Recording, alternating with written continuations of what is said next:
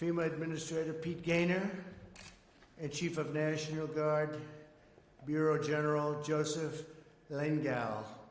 Thanks also to Tennessee Governor Bill Lee, my friend. Thank you very much, Bill. Great job you're doing. It's great being with you, too.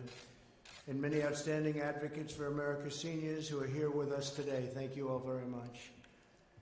As we tragically have seen, the virus poses the greatest risk to older Americans. Together as one nation, we mourn for every precious life that has been lost. And there have been many. There have been many. We're so saddened by it. Through our aggressive actions and the devotion of our doctors and nurses, however, we have held our fatality rate far below hard-hit other countries such as Spain and Italy and United Kingdom and Sweden. We're way below other countries. We're deploying every tool, resource, and power at our disposal to protect our seniors and Americans of every age and background. Early on, we implemented life-saving travel restrictions and directed billions of dollars toward the development of therapies and vaccines, and that's moving along rapidly. We've moved at a speed that people are absolutely stunned to see. We accelerated treatments, including remdesivir, which is reportedly showing encouraging preliminary results. That was the very big story yesterday. It was announced by Gilead. In early March, my administration advised all nursing homes to suspend all medically unnecessary visits to help slow the spread and to protect our seniors, and especially in our nursing homes. They are having a hard time in those nursing homes. We took action to step up enforcement of infectious disease standards at nursing homes all across America. We also acted swiftly to secure our veterans' health care facilities and deployed hundreds of VA staff to help out in nursing homes nationwide. And we're being helped very greatly by the passage of all of the things that we got passed, Robert, especially choice, so that people can go and see their doctor when they have to, and especially our seniors.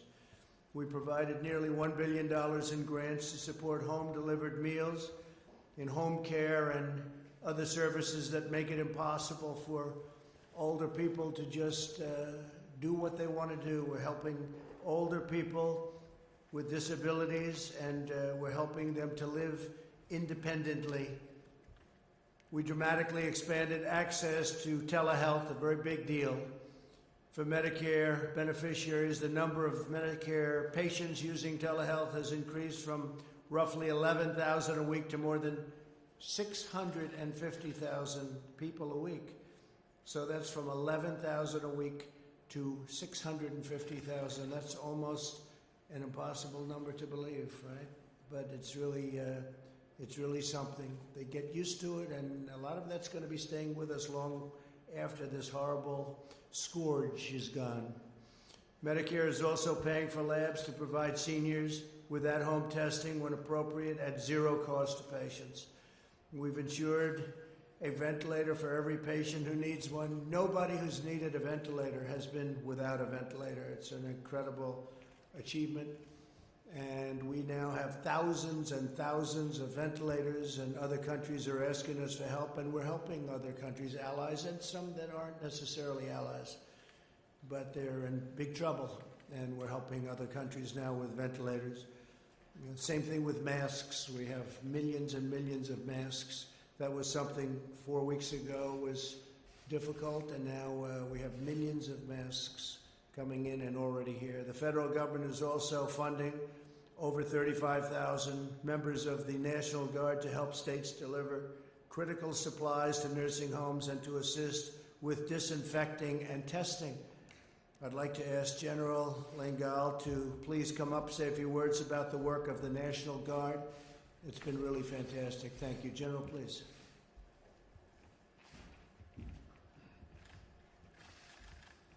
Thank you, Mr. President, and good afternoon, everyone. I'm very proud of the National Guard and all they are doing to help keep our nation safe here at home and abroad. Today, over 83,000 men and women of the National Guard are engaged at home and abroad, and 45,000 of those are engaged directly in the COVID-19 response. From running hundreds of testing sites around the country to screening passengers at airports to helping manufacture PPE to a myriad of other tasks, the National Guard is there. We know this virus doesn't treat everyone equally, and our senior citizens are at increased risk. In many states, governors have directed National Guard members to help sanitize long-term care facilities, nursing homes, giving older citizens and families and caregivers peace of mind that their environments are safe. The Georgia National Guard, for instance, has sanitized over 700 nursing homes, and this has been replicated at many places around the nation and continues to grow.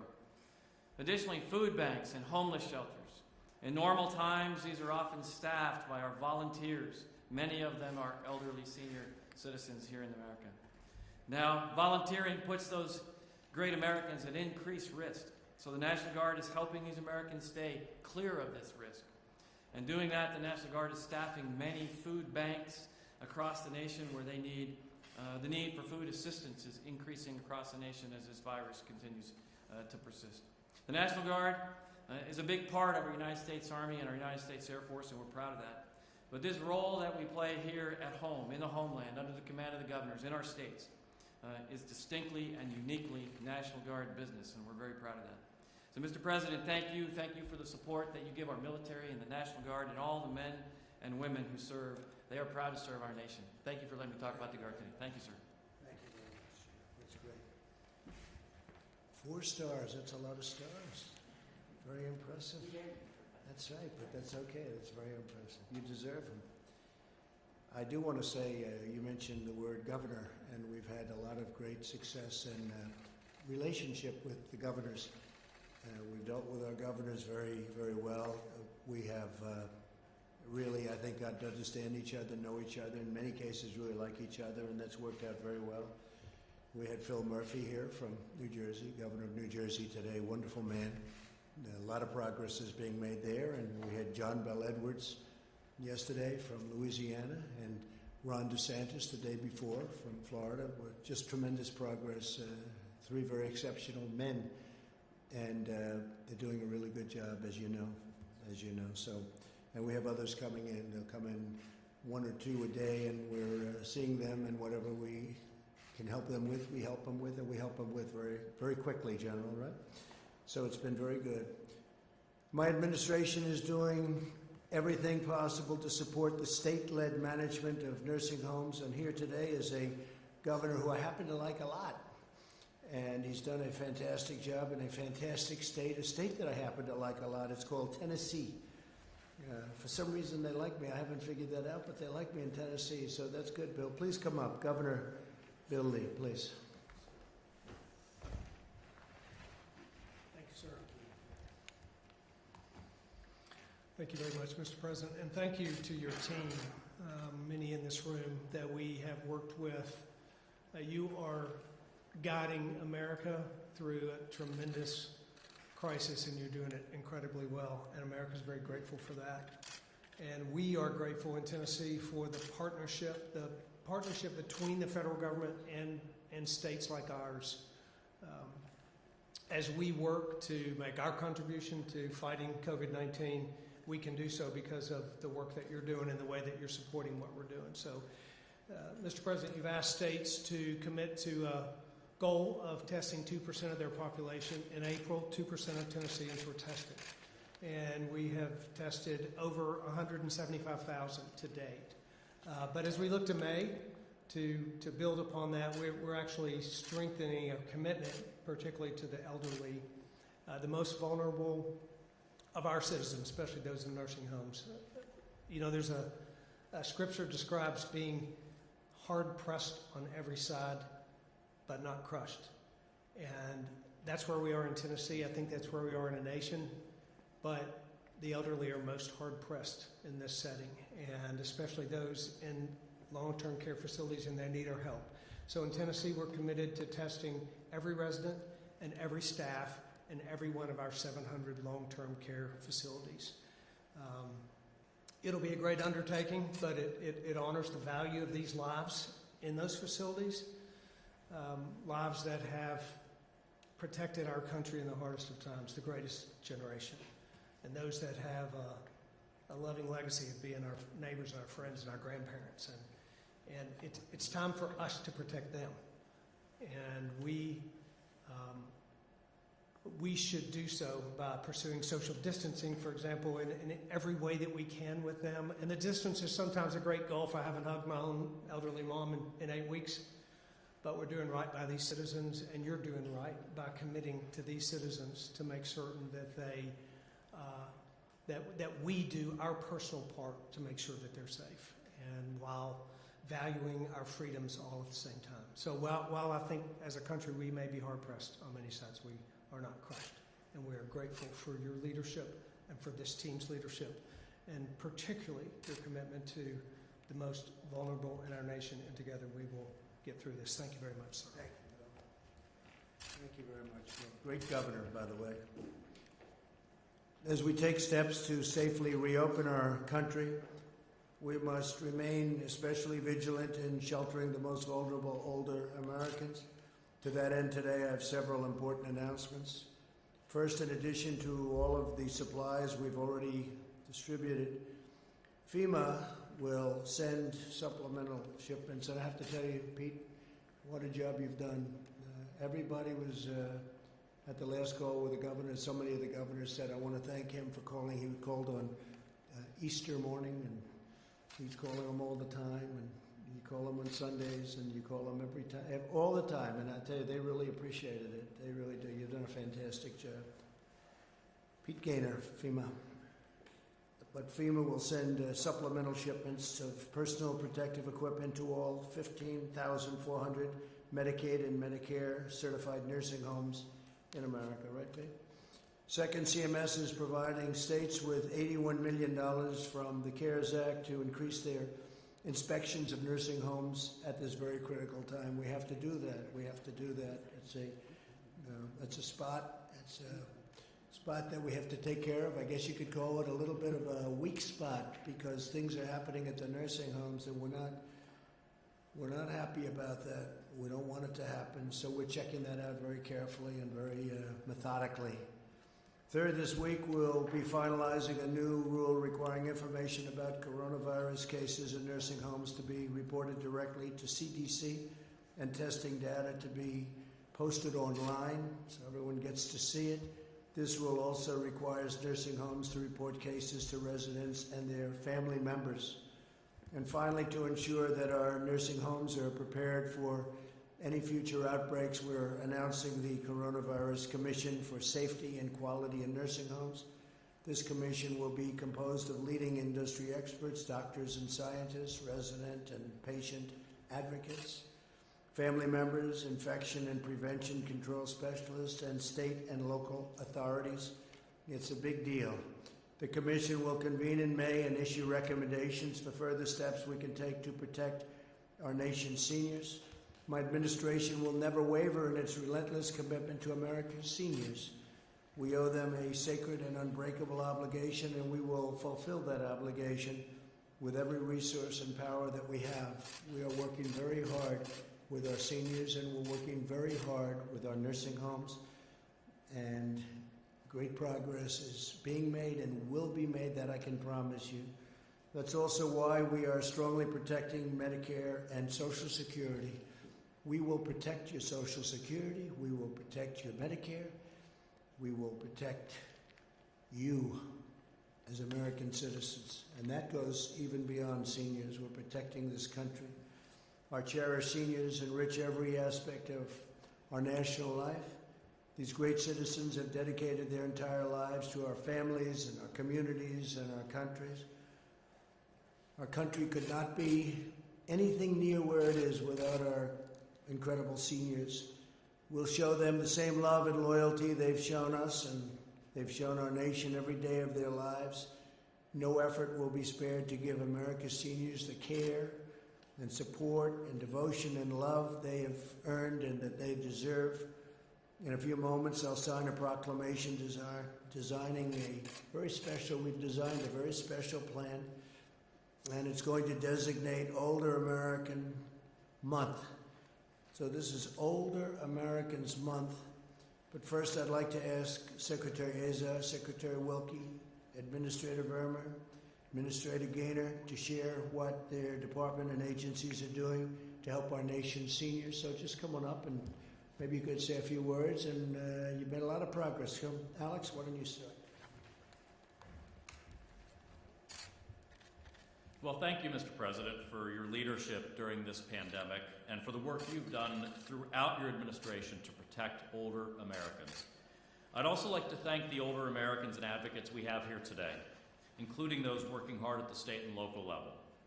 As the President described, during this pandemic, we have taken every possible effort to keep older Americans healthy and safe. In addition to our public health and healthcare efforts, President Trump has secured historic investments in programs that support older Americans and help them live independently. Over the past month, HHS has dispersed more than $1 billion in grants to aging and disability networks, which are state and local agencies like a Council on Aging that provide services for seniors living in the community. This is more than a 40% increase in the annual support that we provide to these critical organizations. Services that we support, they include delivered meals like my grandmother used to get from Meals on Wheels, help with trips to the grocery store or the doctor, and assistance with chores in the home. Back in March, we put out $250 million in grants specifically for meals, including through Meals on Wheels. We've been pleased to see communities get creative with these funds. Some states are ensuring not only that the meals are getting to seniors, but that the meals are coming from local restaurants whose businesses are struggling. It's not just about meals and services. We also recognize that older Americans may be facing mental health challenges and feeling isolated. Florida's Aging Network, for instance, is combating social isolation by providing electronic tablets to nursing home residents to help them communicate with loved ones. We're also working to protect the rights of older Americans in accessing health care. Our Office for Civil Rights has been taking action to ensure that states and healthcare providers do not discriminate on the basis of disability or age in the allocation of medical care. We've already had 2 states remove such discriminatory policies from their triaging guidelines as a result of our Office for Civil Rights work. Finally, as the President and others mentioned, we've worked closely with states to ensure that they can test especially vulnerable populations like those living in nursing homes and those who care for them. This work to protect seniors and empower them will continue throughout the pandemic as we reopen our country and keep America's seniors as healthy and as independent as possible. Thank you all for what you do in this effort.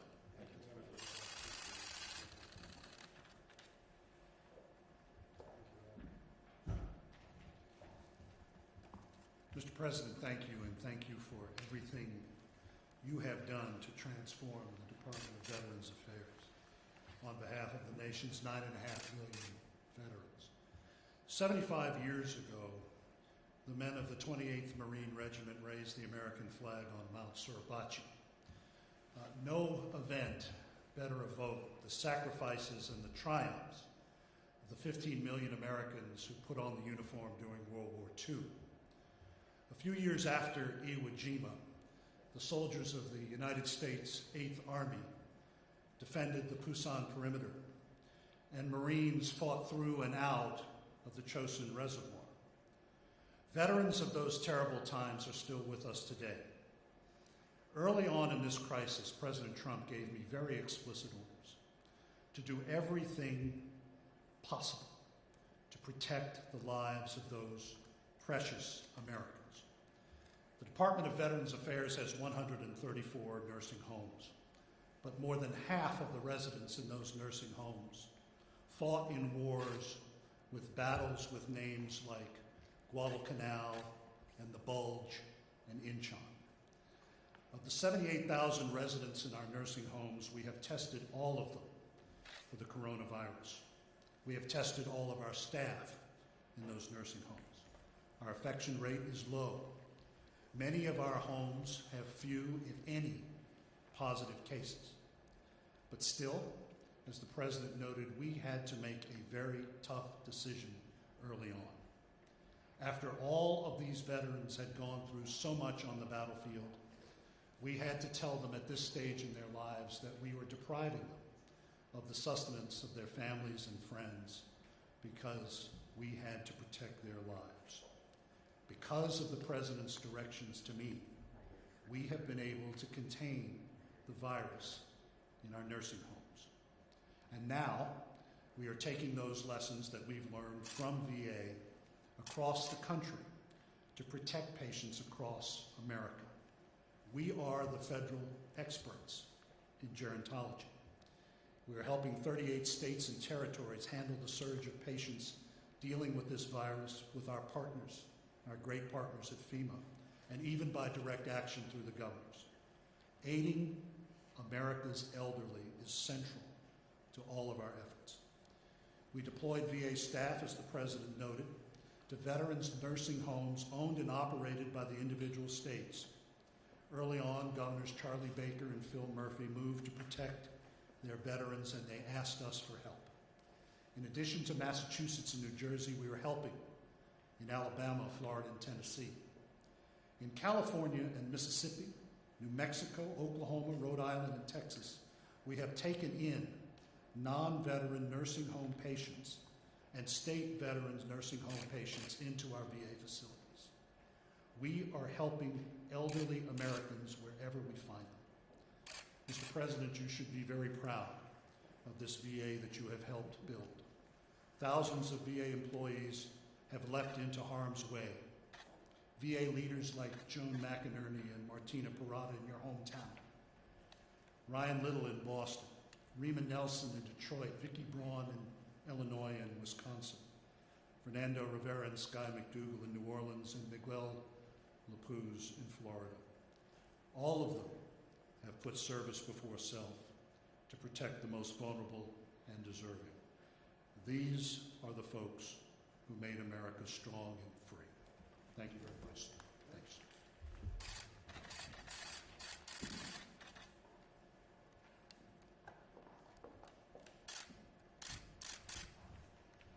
Thank you, Mr. President.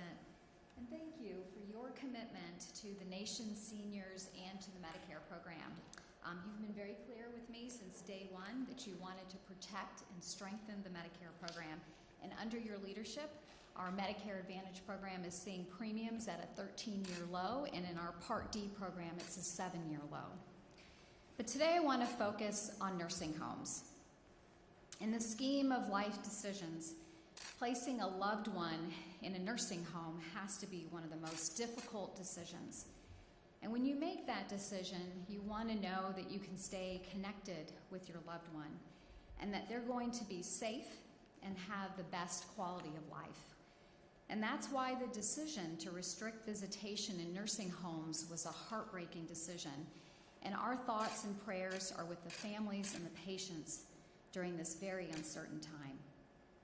But the tragic reality is that the coronavirus seemed almost tailor-made to put major pressure on nursing homes.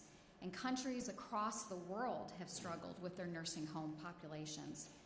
But the President's early action around nursing homes has saved countless lives. And even before the coronavirus, we have been working on a strategy to improve quality in nursing homes.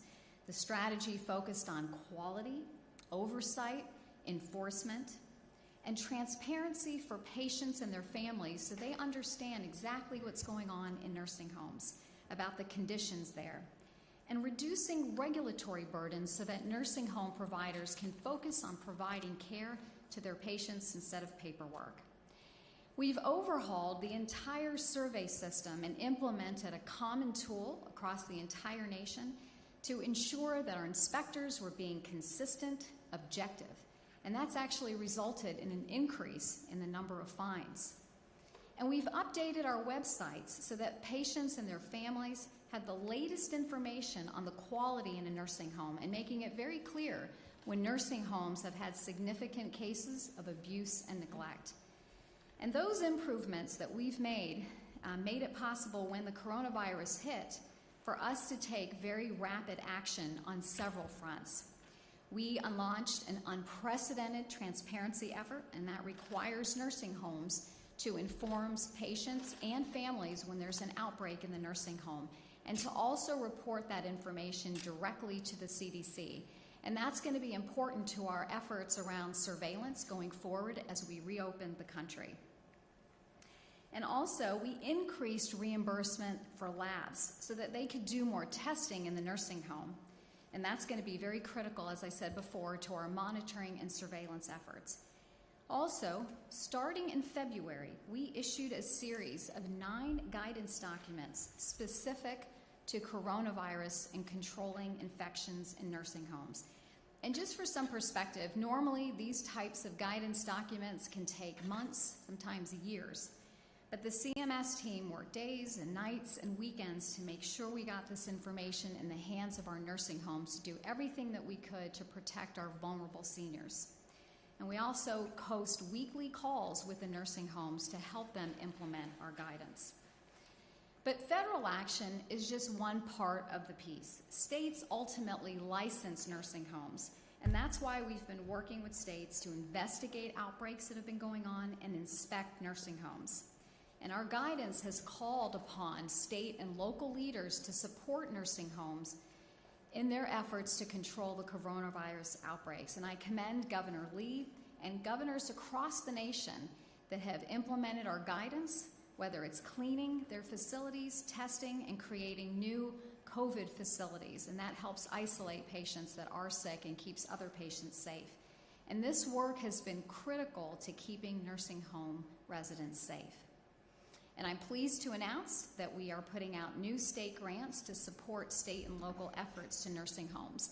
The President has been an advocate of this. He has asked for increased funding to inspect nursing homes every year in his budget, but this is the first time that Congress has provided this funding.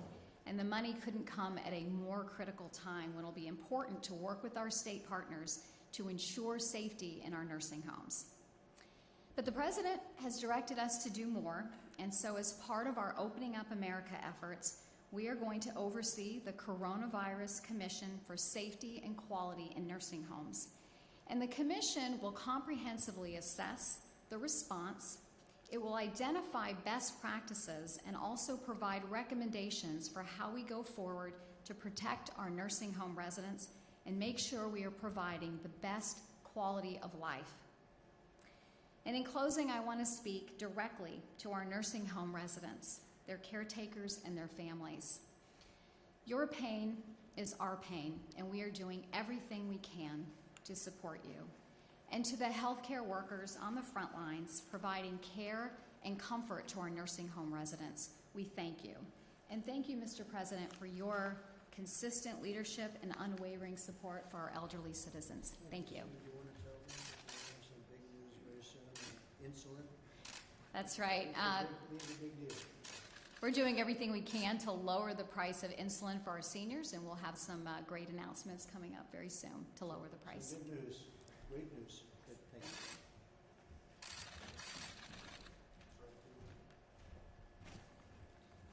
you. Thank you, Mr. President, Administrator Verma, and members of the Coronavirus Task Force. Let me focus on the logistics in our effort to deliver personal protective equipment care packages to those citizens at highest risk and greatest need, those living in our nursing homes across the country. Thanks to the leadership of the President and the tremendous support of the White House Coronavirus Task Force, FEMA will deliver care packages containing 4 items of PPE to more than 15,000 Medicare, Medicaid certified nursing homes nationwide, to include the District of Columbia, the Commonwealth of Puerto Rico, and Guam.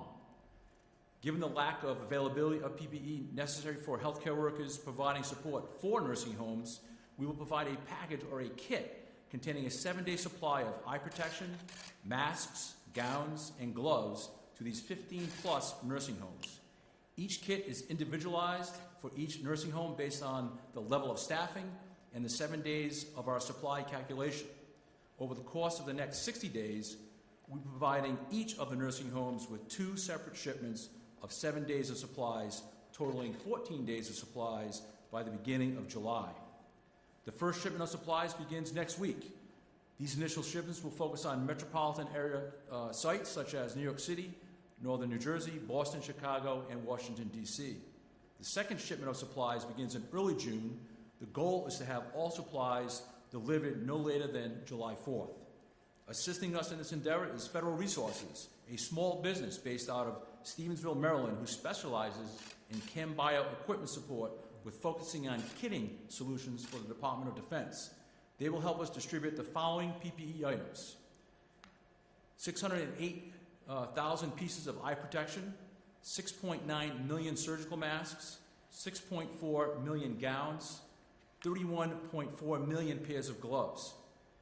And finally, I would again like to extend my gratitude to the President for his leadership on this project, as well as to thank my fellow members of the White House Coronavirus Task Force and their continued partnership. Together, we have turned a critical demand for PPE for our seniors and frontline healthcare workers into reality.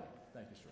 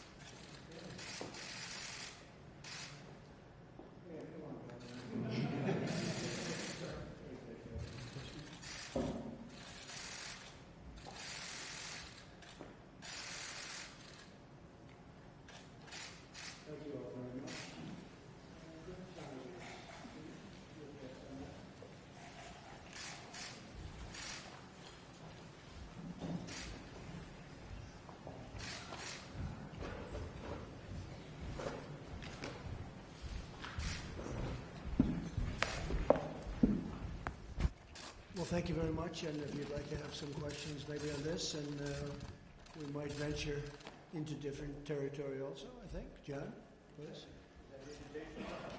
Yes.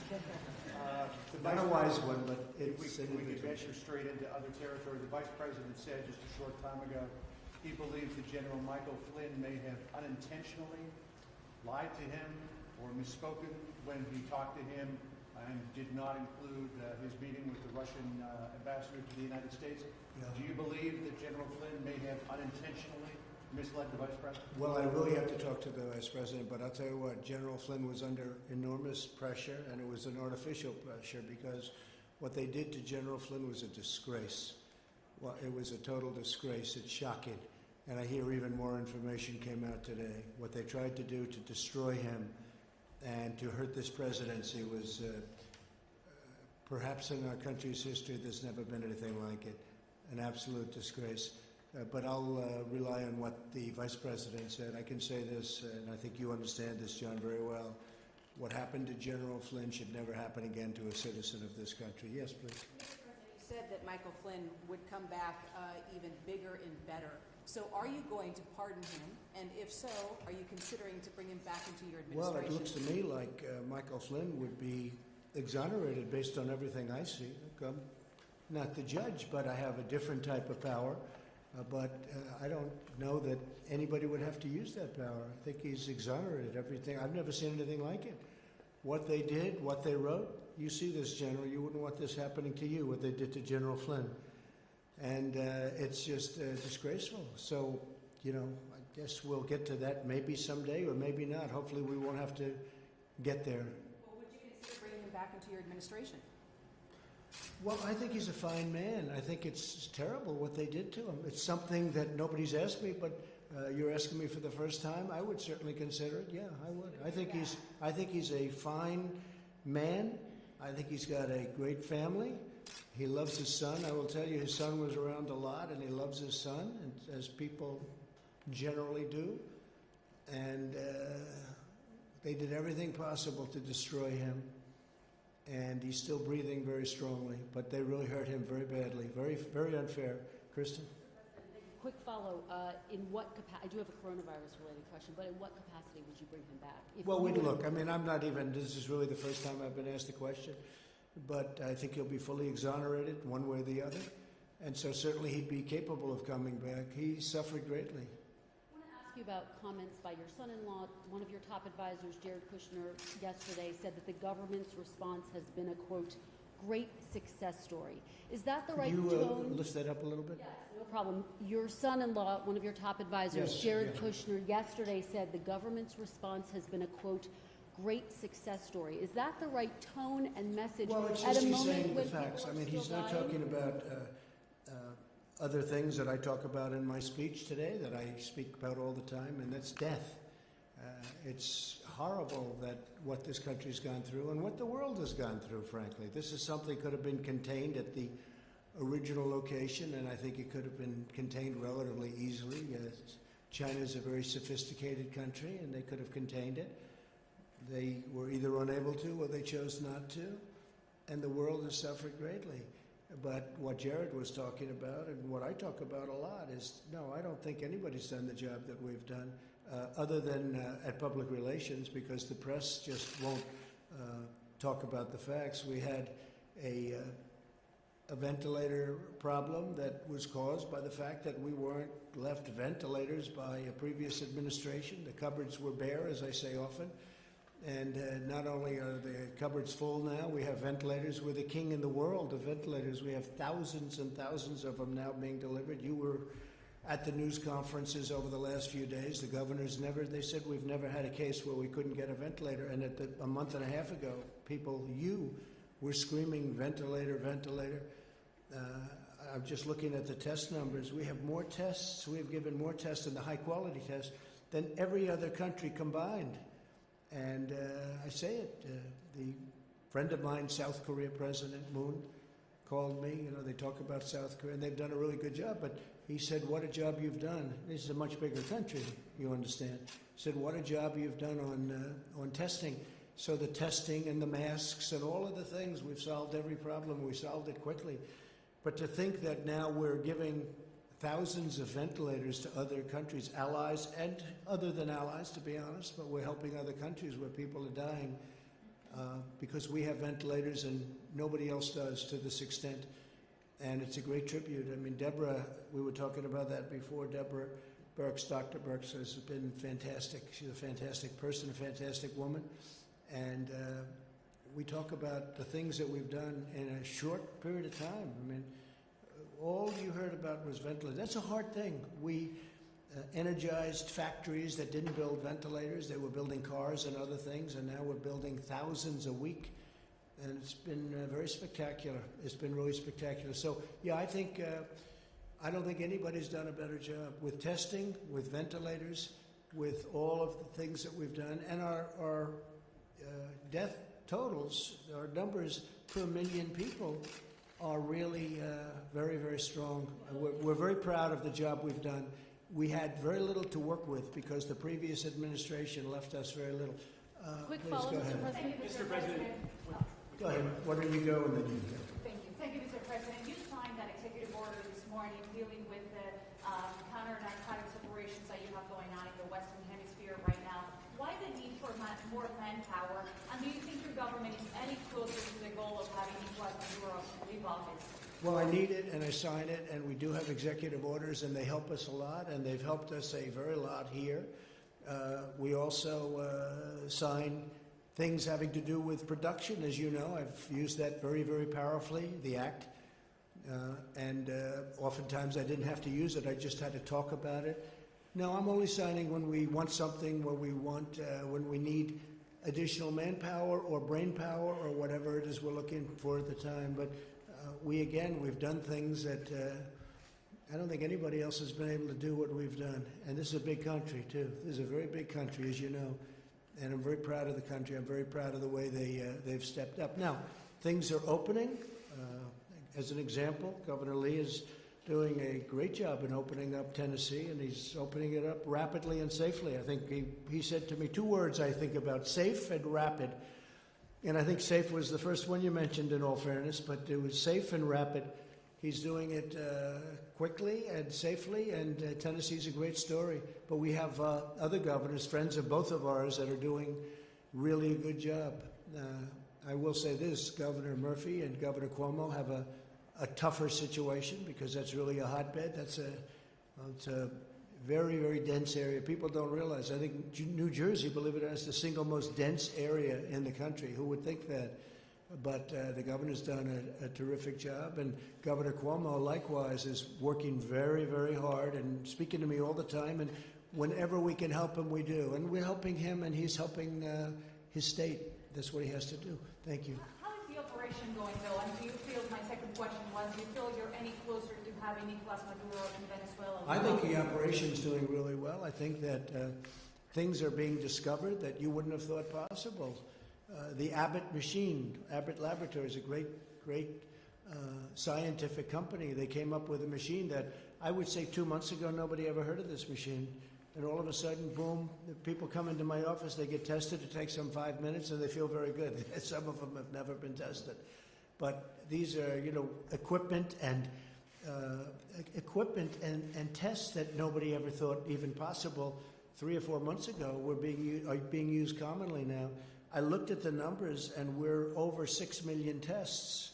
And you add up everybody together, they don't have anywhere near that. So it's an incredible thing. And it would be great if the media could really portray it the way it is, because we've done some unbelievable work. And when somebody uses the word successful, I mean, it really has been successful. It's been very successful. But if you look at mortality and mortality rates, this country, it's a very sad thing to be talking about. Whoever thought you'd be talking about such a thing 2 months ago was impossible. All we talked about was the economy, how well it was going. But today we have to talk about that. Our country has really stepped up. Our generals have stepped up, and our admirals have stepped up. By the way, Admiral has done a fantastic job, as you know. We're very proud of everybody. This whole room has been very amazing. Okay, who's next? Mr. President, you have said that China is doing everything it can to make sure you don't get reelected. What specifically are they doing? Well, China doesn't want to see me elected, and the reason is that we're getting billions and billions of dollars, many billions of dollars a month from China. China never gave our country anything. China gave us nothing, not 10 cents. And whether it was Biden in charge of China, which was a joke because they ripped off our country for 8 years. And in all fairness to Biden and Obama, this went on long before they got into office. And you can go through many administrations until I came along. And then we signed a trade deal where they're supposed to buy, and they've been buying a lot, actually, but that now becomes secondary to what took place with the virus. The virus situation is just not acceptable. Do you think that withholding information about the virus is related to them trying to undermine your reelection? I don't want to cast any dispersions. I just will tell you that China would like to see sleepy Joe Biden. They would take this country for a ride like you've never seen before. Mr. President. Mr. President. Mr. President. Mr. President. Mr. President, yes. Please. Right, with the unemployment numbers coming out today, 30 million now unemployed, have you given any thought to possibly extending the $600 extra in unemployment benefits that are given out now? They will run out, and that will run out in July. They are looking at it, and they're taking a very strong look, and we'll be reporting to you very shortly. I will say this, obviously this is what it is, it's this period of time, but I think I view the third quarter as a transition quarter, and I think you're going to have a very strong transition, and then I think the fourth quarter is going to be incredibly successful. I think next year we're going to have a phenomenal year economically. Mr. President. Mr. President. You keep referring to China, but do you hold President Xi Jinping responsible for misinformation? Well, I don't want to say that. But certainly it could have been stopped. It came out of China, and it could have been stopped, and I wish they stopped it, and so does the whole world wish they stopped it. John? Mr. President. Mr. President, on unemployment, there are many businesses who are concerned that as America opens back up again, because of a provision in the CARES Act that gives an additional $600, they won't be able to get their employees back because they'll make more money staying at home than they would if they came back to work, which has caused some governors to suggest that they might strip those people of their unemployment insurance if they refuse to go back to work. Is that something you would support? Well, we're looking at a lot of different things. I brought this up before it was done. This was a Democrat point, and I said, some people are going to be treated unfairly, and some people will be treated, they didn't get into the kind of formulas the way I saw it. I said exactly that this was going to happen, but when you think about it, it's basically we're being generous with people that it's short term, and we're being very generous with people that lost their jobs or potentially would lose their jobs. So it's not the biggest problem that I've ever heard of. They're getting a little bit more money. In some cases, they're getting more money than they thought they would have gotten. A lot of employees are saying now the job is more important because the employer is not going to forget that. But it was something that I brought up at the beginning, and nobody wanted to listen. Yeah, please. Follow-up regarding Joe Biden. Your campaign and surrogates going after him pretty hard with regard to these allegations from Tara Reid. What do you say to Joe Biden? No, I don't think so. I don't think they're going after him hard with regard to Tara Reid. Allegations, and what do you say to Joe Biden? I don't know anything about it. I don't know exactly. I think he should respond. You know, it could be false accusations. I know all about false accusations. I've been falsely charged numerous times, and there is such a thing. If you look at Brett Kavanaugh, this is an outstanding man. He was falsely charged. What happened with him was an absolute disgrace to our country, and I guess 3 of the 4 women have now admitted that, and of the 4th. Give me a break. I mean, take a look. 36 years. That is, look, this is a fine man. I saw a man suffering so unfairly. I'm talking about Brett Kavanaugh. So, but I don't know. I can't speak for Biden. I can only say that I think he should respond. I think he should answer them. Another question on Biden, Yeah, Mr. President. Another question on Biden. Thank you, sir. On China, a moment ago you said that China, it's possible they could have chosen not to stop the spread of the virus. Are you insinuating they intentionally let it spread? Well, they could have done it, and I'm just saying, well, one of 2 things happened. They either didn't do it, and, you know, they couldn't do it from a competence standpoint, or they let it spread. And, I would say probably it got out of control. But, you know, there's another case that how come they stopped all the planes and all of the traffic from going into China, but they didn't stop the planes and the traffic from coming into the United States and from coming into all over Europe. I mean, look at Italy. Look what happened to Italy. And it's very lucky. This country is very lucky, and I'm very lucky that I put the ban on China. As you know, very early on in January, we put the ban on in China, and that was a very early date. That wasn't a late date. That was an early date. Then we later put the ban on in Europe. And if we didn't do that, as Alex knows, we would have had a problem like you wouldn't have believed. We would have had a problem much bigger. But then you take a look at what happened to Italy. A lot of those people went to Italy instead. And it's been a very, very tough place, Italy. And then on holding them accountable, is that something you prefer to do now in the next few weeks? No, I don't want to do that. I want to find out what happened. I think we'll be able to get a very good, very powerful definition of exactly what happened. We're working on it strongly now, and I think it's going to be very powerful.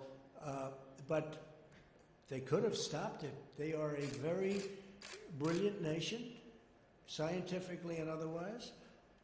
It got loose, let's say, and they could have capped it. They could have stopped it, but they didn't. But they stopped planes from going to China, but they didn't stop them from going to the rest of the world. What was that all about, Jim? Just to help us out on this, to follow up on Jordan's question, you praised China in the past, and what's changed? When you tweeted, China's been working very hard to contain the coronavirus. The U.S. greatly appreciates their efforts and transparency. It will all work out well. What has changed between then, when you were saying those things about China, and now? Well, what's changed is the following. We did a trade deal, and everybody was very happy. There's nobody ever been tough on China like I've been tough on China. I got elected, at least partially, because of borders and military and different things. But one of the things I'd say is how China and other countries are ripping us off. So recently we signed a trade deal with China a number of months ago. China's buying billions of dollars worth of our product, our farm product and other product, manufacturing product, and it's been a great deal. But then we noticed a virus, and it's not acceptable what happened.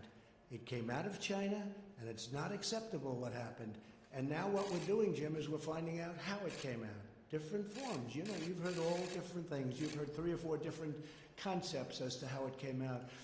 We should have the answer to that in the not-too-distant future, and that will determine a lot how I feel about China. But when I was, of course, I was very rough with China.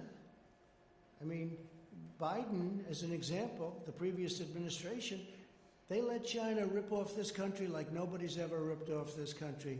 Now, what I did is I took that, Jim, I took that and I made it into a great deal for our country. But after that, all of a sudden we heard there's a virus and a virus is coming in. That changes my mind very greatly. That's a whole different thing. So you can have good trade deals. That was earlier on, the trade deal. I made the trade deal earlier on. And it's a great deal. We're taking in billions and billions of dollars of money in different forms, including the fact that we have a 25% tariff on $250 billion. It's a tremendous amount of money. Some of that money I've given to the farmers because they were targeted by China. And I gave $12 billion, I gave $16 billion, and this year we're going to be giving approximately $19 billion to the farmers. Was President Xi misleading you? Well, something happened. I don't say misleading or not. I'll let you know that. I mean, I'll be able to give you that answer at some point in the hopefully not too distant future. But I will tell you, you take a look at what happened to this world. A month and a half, 2 months ago, we had the strongest economy in the history of the world, and all of a sudden I have to close the economy, I have to close the country. So we've had tremendous death and tremendous sorrow, sadness, and nobody's ever seen anything like it. And so have most of the countries of the world.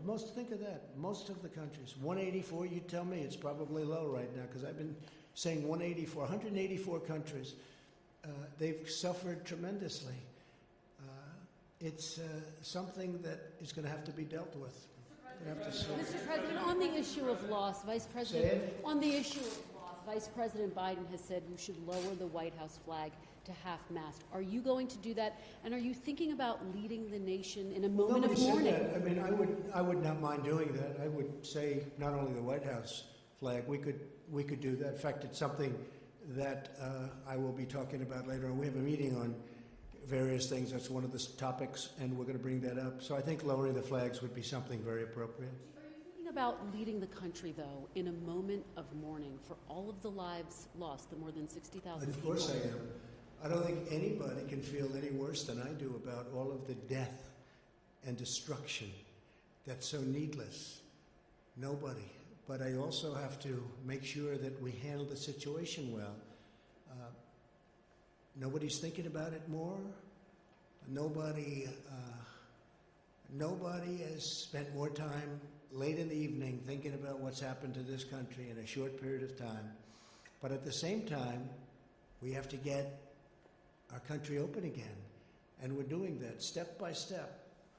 Tennessee is an example. Step by step, we're opening up our country, and I really believe that next year we can be, maybe even beyond. We have a lot of stimulus, and maybe even beyond. We'll see about, by the way, Package 4, Phase 4, but I really hope that we can be as good or better. I built it once, and we're going to build it again. John, go ahead. You said a moment ago you will soon have information on where this virus originated. The Director of National Intelligence today put out a statement saying that they believe it was naturally occurring, it was not man-made. But who is that? Who is that said that? The Office of the Director of National Intelligence. Intelligence. Yeah, but who in particular? Who was the man that made that statement? It was a statement that the ODNI... Oh, he would know that, huh? National Intelligence. So we'll see. That would be your Director of National Intelligence. I think it's... I mean, you'd have to tell me who specifically, who made the statement. The statement was just put out under the Office of the ODNI. We'll see. I mean, I have to see the statement. I just haven't seen it. But the question I had was, have you seen anything at this point? Because we're looking at that, John, separately from... Correct. But we're looking at exactly where it came from, who it came from, how it happened, separately and also scientifically. So we're going to be able to find it. And my question is, have you seen anything at this point that gives you a high degree of confidence that the Wuhan Institute of Virology was the origin of this virus? Yes, I have. Yes, I have. And I think that the World Health Organization should be ashamed of themselves because they're like the public relations agency for China. And this country pays them almost $500 million a year, and China pays them $38 million a year. And whether it's a lot or more, it doesn't matter. It's still... They shouldn't be making excuses when people make horrible mistakes, especially mistakes that are causing hundreds of thousands of people around the world to die. I think the World Health Organization should be ashamed of themselves. Tuesday you suggested withholding federal aid from jurisdictions that are sanctuary cities. How serious is that consideration? Are you just... Well, I have the right to do that, but sanctuary cities, especially at a time like this, that's a very dangerous thing. Our law enforcement hates it. They hate it. We want safe cities. We want sanctuary, but we want sanctuary for our citizens.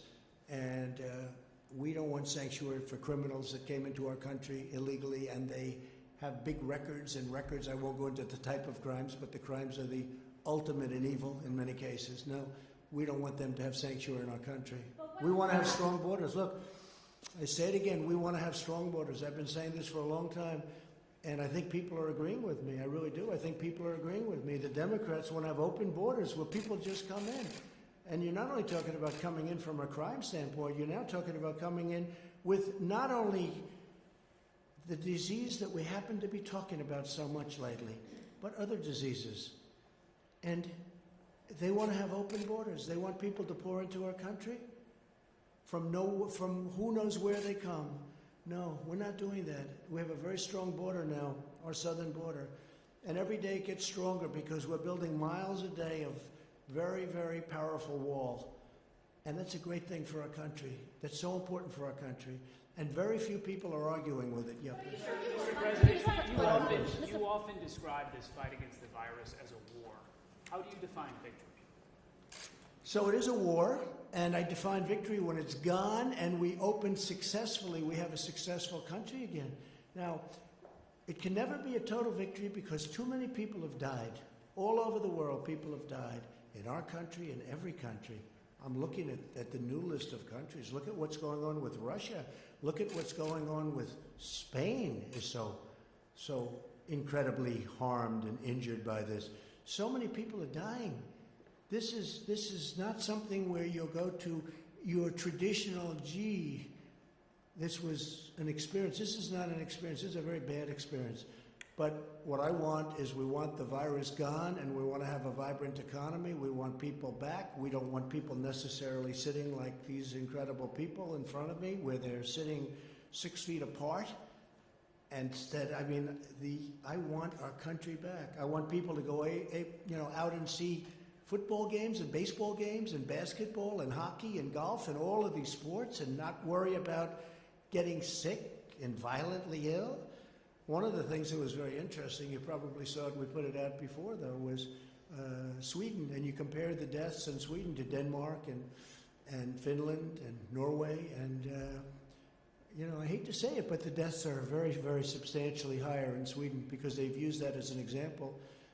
Brazil is very high if you look at what's gone on. The graphically very, very high, very straight up almost. Right, Deborah? Very straight up. A friend of mine, great gentleman, president of Brazil. He's really a friend of mine. He's a great man. But they're having a hard time. They're going herd. Sweden went herd. But when they say herd, it's really, in Sweden in particular, the bars you can't go to, certain areas you can't go to. A lot of the people are saying, well, the prime minister doesn't have to say stay in your apartment, stay in your house. They're staying there. They're not leaving. So, it's really not quite what was reported, but the number of deaths are tremendous in Sweden compared to the countries that surround where they did very strong lockdowns. And we were discussing that, Deborah, before. It's a very big difference. It's a very big difference. But again, Sweden didn't go really herd as you understand it. And also the people of Sweden, very smart. They're staying in their houses. They're not going out and now, are some? Yeah, I guess, some. But they've lost a lot of people in Sweden. Yes, John? Mr. President, can I just come back to the... Yeah, I'll get you in a second. Can I get back to what we were talking about just a second ago? Sure. I missed in the interruption. Are you suggesting that maybe you have some evidence that this was not a naturally occurring virus? We're going to see what it is. You're talking about the virus and where it came from? Yeah. No, we're going to see where it is. We're going to see where it comes from. And, look, you know every theory. You had the theory from the lab. You had the theory from many different, the bats, the type of bat. And the bat is 40 miles away, so it couldn't have been here, and it couldn't have been there. And there's a lot of theories. But yeah, we have people looking at it very, very strongly. And what gives you Scientific people, intelligence people, and others. and what gives And you we're going a- to put it all together. I think we're going to have a very good answer eventually. and what gives you And a China high, might even tell us. China may tell us. and what gives you a high degree of confidence that this originated from the Wuhan Institute of Virology? I can't tell you that. I'm not allowed to tell you that. Mr. President? Jeff, go ahead, please. Mr. President, would you consider having the United States not pay its debt obligations to China as punishment for the virus? Well, I can do it differently. I can do the same thing, but even for more money just by putting on tariffs. So I don't have to do